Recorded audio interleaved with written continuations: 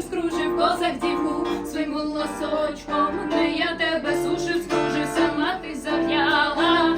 Як я тебе тричі сватав, а ти отказала. Недалеко, милий орелой, там за лісочком. Сушив, скружив козак дівку своїм голосочком. Не я тебе сушив, скружив,